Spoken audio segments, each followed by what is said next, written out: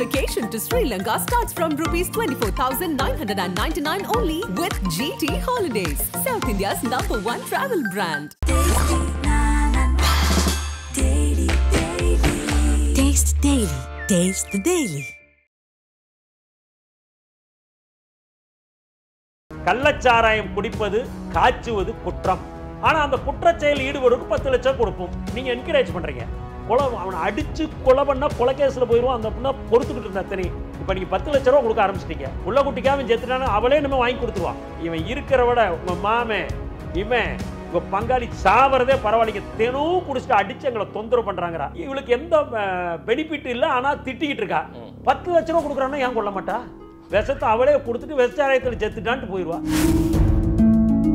தகவல் உரிமை சட்டத்தில் தமிழ்நாடு பூரா பார்த்தீங்கன்னு வச்சுக்க, இந்த ஒரு வார காலமாக 2000 பேர் மனு போட்டிருக்கும். தகவல் உரிமை சட்டம் 2005 பிரிவு 6(1) படி கல்குவாரியில் வந்து எப்படி இயங்குது, இதுக்கு யார் அனுமதி கொடுக்குறா, ஒரு கல்குவாரிக்கு எத்தனை டன் ப்ரொடெக்ஷன் பண்ணலாம், நீங்க டிரான்சிட் பாஸ் கொடுக்குறீங்களா, ஒரு லாரியில் அனுமதிக்கப்பட்ட அளவு லோடு ஏற்றுறீங்களா, எத்தனை மீட்டர் டெப்த் எடுக்கிறீங்க, எத்தனை வெடி பிளாஸ்ட் பண்றீங்க அப்படின்றதெல்லாம் கேள்வி கேட்டு நீதிமன்றத்துக்கு போறதுக்காக தகவல் உரிமை சட்டத்தில் கிட்டத்தட்ட விவசாயம், லாரி, போக்குவரத்து இந்த 2 தான் நாட்டினுடைய முதுகெலும்பு. இந்த 2 தொழிலுமே மத்திய மாநில அரசுகள் போட்டி போட்டு அழித்துக்கிட்டு வர்றாங்க. ஏதாவது வேதனை இந்த நிலை நீடிச்சுன்னா அந்த டோல்லாம் பார்த்தீங்கன்னா கொடுமை. காலாவதியான டோல் நாங்க சுங்க கட்டணமே வேண்டான்றோம். கட்டுறப்பே லைஃப் டாக்ஸ் கட்டிடுறோம், சாலை வரி கட்டுறோம், டீசல்ல கூட சாலை மேம்பாட்டு. எந்த டோல்கேட்ல அத்தியாவசியம் இருக்கு? ரெக்கவரி வண்டி இருக்கணும், டாய்லெட் ஃபெசிலிட்டிஸ் இருக்கணும், வே பிரிட்ஜ் இருக்கணும், எதுவுமே கிடையாது. போய் 200 டோல்லாம் பாருங்க, இதெல்லாம் காலாவதியான சுங்கச்சாரி ரவுடி வச்சு வசூல் பண்ணிட்டு இருக்கோம். அதன் தமிழர்களுக்கு வணக்கம். பல்வேறு துறைகளில் ஆக சிறந்த ஆளுமைகளை சந்தித்து நாம் நேர்காணல் எடுத்து வருகிறோம். அந்த வகையில் மீண்டும் நம்மோடு இணைந்திருக்கிறார் விவசாயிகள் முன்னேற்ற கழகத்தின் நிறுவன தலைவரும் தமிழ்நாடு மணல் லாரி உரிமையாளர்கள் சம்மேளனத்தின் நிறுவன தலைவருமான அண்ணன் செல்ல ராசாமணி அவர்கள். அவரிடம் கேட்பதற்கு நிறைய இருக்கின்ற வாரங்களிடமே கேட்போம். வணக்கம் அண்ணே. வணக்கம் மதேஷ், எப்படி இருக்கீங்க? நலமா இருக்கும். பூரண மதுவிலக்கு சாத்தியமா? குஜராத்தில் எப்படி நடக்குது, பீகார்ல எப்படி நடக்குது? அங்கேயுமே கள்ளச்சாராயம் எல்லாம் இருக்குன்னு சொல்றாங்களே, தகவல்கள் சொல்றாங்க. ஓகே, இப்பதான் பாயிண்ட்டுக்கு வர்றீங்க. என்னைக்காவது பீகார்ல இத்தனை பேர் கள்ளச்சாராயம் குடிச்சு இறந்துட்டான்னு சென்சேஷனல் நியூஸ் வந்து பாத்தீங்களா? இத்தனைக்கு அங்க வந்து டாஸ்மார்க் இல்ல, டாஸ்மார்க் இருக்குது. கள்ளக்குறிச்சியில் என்ன நடந்தது? எத்தனை பேர் செத்தான்? அரசே ஒரு திட்டத்தை நீங்க கள்ளச்சாராயம் குடிப்பது காய்ச்சுவது குற்றம், ஆனா அந்த குற்றச்செயல் ஈடுபடுறதுக்கு 10 லட்சம் கொடுப்போம். நீங்க என்கரேஜ் பண்றீங்க. வீட்டில் என்ன நடக்குது தெரியுமா? சில இடத்துல குடும்பத்தில் புருஷன், நான் கிராமத்தில் இருக்கேன் அதனால சொல்றேன், நான் போவேன், வைக்கலையா நாசமா போனவன் இருக்கிற விட தொலைஞ்சிட்டான் கூட பரவாயில்ல, என் புள்ள குட்டிக்காக கல்யாணம் இப்படியே குடிச்சிட்டு வந்து எண்ணெய் அடிக்கிறா சீரழிக்கிறான்னு புலம்பிக்கிட்டு இருந்தா. ஏன்னா அவனை அடிச்சு கொலை பண்ணா கொலை கேஸ்ல போயிடுவான். அந்த பொண்ணை பொறுத்துக்கிட்டு இருந்தா தனி. இப்போ நீங்க 10 லட்ச ரூபா கொடுக்க ஆரம்பிச்சிட்டீங்க. புள்ள குட்டிக்காக செத்துட்டானா அவளே நம்ம வாங்கி கொடுத்துருவா விஷத்தை. யதார்த்தமான உண்மை, நீ இருக்கிற விட போயிரு, எனக்கும் பெனிஃபிட் எல்லாம் 10 லட்சம். என்ன நீங்க இது புதுசா யதார்த்தமான உண்மையை சொல்றேங்க மாதேஷ். நான் கிராமப்புறத்து வந்துவேன், இப்போ டெய்லி எங்க இப்போ நாங்களாம் நாய் நடத்த பேசுகிற ஊரில், இவன் இருக்கிற விட உங்க மாமே இவன் உங்க பங்காளி சாவறதே பரவாயில்லைங்க. தினம் குடிச்சிட்டு அடிச்சு எங்களை தொந்தரவு பண்றாங்கடா. இவளுக்கு எந்த பெனிஃபிட் இல்லை, ஆனா திட்டிக்கிட்டு இருக்கா. 10 லட்ச ரூபா கொடுக்குறான்னா ஏன் கொள்ள மாட்டா? விஷத்தை அவளே கொடுத்துட்டு விஷச்சாராயத்தில் செத்துட்டான்ட்டு போயிடுவா. நீங்க 10 லட்சம் கொடுக்குறீங்க. லாரி டிரைவருங்கிறது மத்திய பிரதேஷ் போறான், இயற்கை சீற்றத்தில் இறக்குற அன்னைக்கு பார்த்தீங்களா வச்சு கர்நாடகாவில் 2 லட்ச ரூபா அரசு கொடுக்குது. கள்ளச்சாராயம் குடிச்சிட்டு தடை செய்யப்பட்ட பொருளை குடிச்சிட்டு இருந்தால் 10 லட்சம். இந்த நாட்டுக்காக ஒரு மாநிலத்திலிருந்து இன்னொரு மாநிலத்திற்கு பொருட்களை எடுத்து குடும்பத்தை மறந்து விட்டு இவ்வளவு இடர்பாடுகள் லாரி ஓட்டுன போறான், அவன் இறந்துட்டா 2 லட்சம்.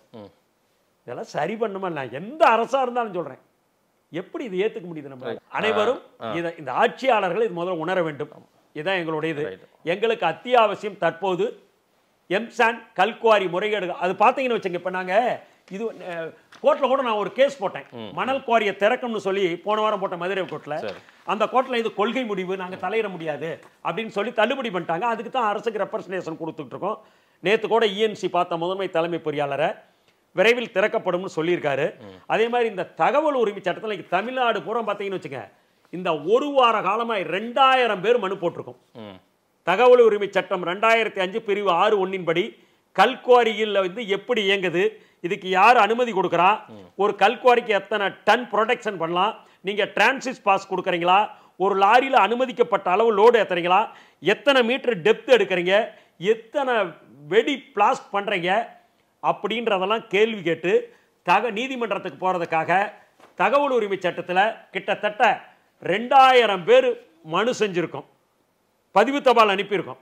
கனிம வளத்துறைக்கும் பொல்யூஷன் கண்ட்ரோல் போர்டு அந்தந்த மாவட்ட ஆட்சித்தலைவருக்கெல்லாம் 2000க்கு மேற்பட்டோர் தினசரி நாங்கள் தகவல் உரிமை சட்டத்தில் பெட்டிஷன் போட்டுக்கிட்டு இருந்த கல்குவாரி முறைகேடை தடுப்பதற்கு முறைப்படுத்துவதற்காக, கல்குவாரியை மூடுவதற்காக அல்ல, முறைகேடாக நடக்கின்ற கல்குவாரி மீது நடவடிக்கை எடுப்பதற்காக.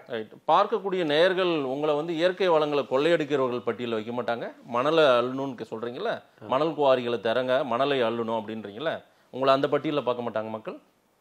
மணலை திருடலைங்க, நாங்கள் அரசு விற்கிது வாங்குறோம். சரி, திருப்பி திருப்பி சொல்லிட்டோம். மணல் கட்டுமானத்துக்காகவே உருவாக்கப்பட்டதுங்க. இயற்கை கொஞ்சம் கொடைங்க. 1 மீட்டர் எடுத்தீங்கன்னா ஒரு கடுமையான வெள்ளம் வந்தால் நாளைக்கு உள்ள போய் பார்த்தீங்கன்னா அந்த குழி மூடிடும்.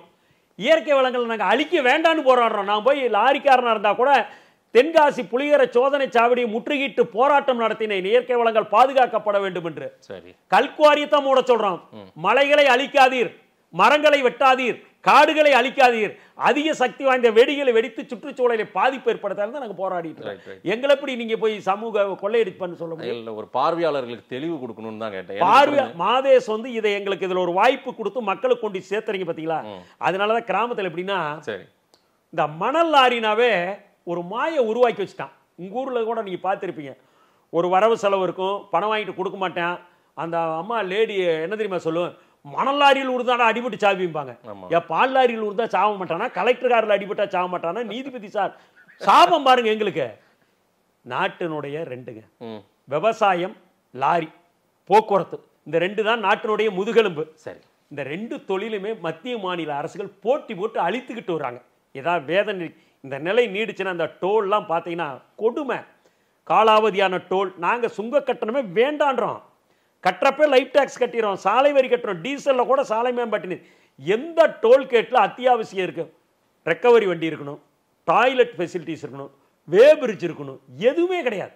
போய் 200 டோல்லாம் பாருங்க, இதெல்லாம் காலாவதியான சுங்கச்சாவடி ரவுடி வச்சு வசூல் பண்ணிட்டு இருக்கான், ஆட்களை வச்சு வசூல் பண்ணிட்டு இருக்கான். கொடுமை. இதெல்லாம் மாறணும்னா இந்தியா முழுவதும், நாட் ஓன்லி தமிழ்நாடு, இந்தியா முழுவதுமே ஒரு அரசு மக்கள்கிட்ட வரி வாங்குறாங்க.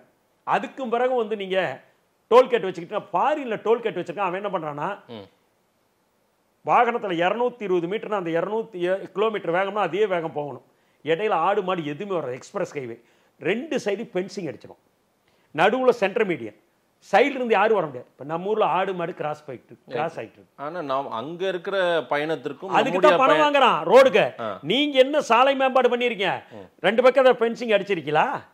இதெல்லாம் மெயின்டைன் பண்ணணும். இல்ல, அது வெளிநாட்டுக்கு போறதும் நம்ம ஊருக்கு அது பொறுத்து. வெளிநாட்டுக்கு போறதும் அந்த வசதி செஞ்சதுனால அவன் டோல் வாங்குறான். நீங்க ஆர்டினரி ரோடு தான் இது, பேருக்கு சுங்கச்சாவடி என்ன வச்சிருக்கீங்க?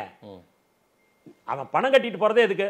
4 மணி நேரத்தில். இப்போ நான் ஊர் இருந்து இப்போ அந்த பாத்தில் பார்த்தா டிடிசி மாதிரி இப்போ பஸ், இப்போ பேருந்து நாமக்கல் இருந்து சென்னை வரணும், பஸ் ஏறி வருவேன், வசதி படி. அதுக்கு அடுத்த ஒரு ட்ரெயின் ஏறி போகிறான், சீக்கிரம் போயிடலான்னு.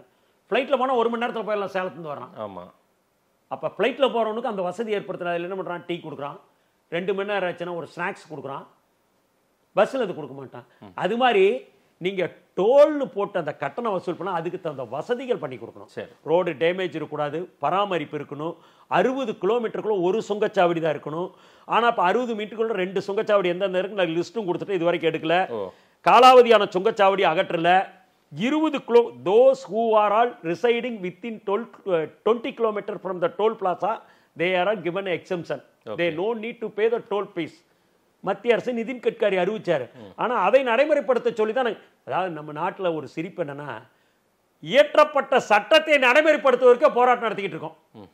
இப்போ போலீஸ்காரங்க பார்த்தீங்கன்னு வச்சு, போலீஸ்காரனுக்கு ஒரு வருமானத்துக்கு அருமையாக பண்ணி வச்சுட்டாங்க பார்த்தீங்களா? Online fine. லாரி கரெக்டான லோடு எடுத்துகிட்டு வருவான், நிறுத்துவான், மந்த்லி மாமூல் கொடுக்க மாட்டேன்பான்.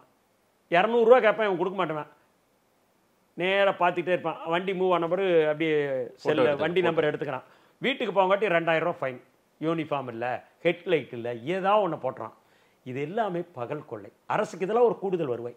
பெரிய சமூக அக்கறை. இந்த பேட்டி முழுமைக்கும் ஒரு சமூக அக்கறை இருக்கிறது. மக்கள் என்ன சொல்றாங்கன்னு பார்க்கலாம். போய் சேர வேண்டிய அதிகார மையத்துக்கு போய் சேரட்டும். நேரில் வந்து நேரம் கொடுத்து பேசியமைக்கு நன்றி செல்லராசாமணி. இதையெல்லாம் தெரிந்து கொண்டாலும் மாண்புமிகு தமிழகத்தினுடைய முதல்வர் அவர்கள் இந்த ஆதன் டிவி நிகழ்ச்சி மூலம் தெரிந்து கொண்டு மணலாரி உரிமையாளர்கள், ஓட்டுநர்கள், மாட்டு வண்டி தொழிலாளருடைய வாழ்வாதாரத்தை பாதுகாக்க, பயனாளிகளுக்கு குறைந்த விலை தரமான ஆற்று மணல் கிடைத்திட போர்க்கால அடிப்படையில் மணல் குவாரியை திறந்து இயக்குவார் என்று நம்பிக்கையோடு சொல்கிறோம். மாதேஷ், நன்றி வாய்ப்பளித்தமைக்கு.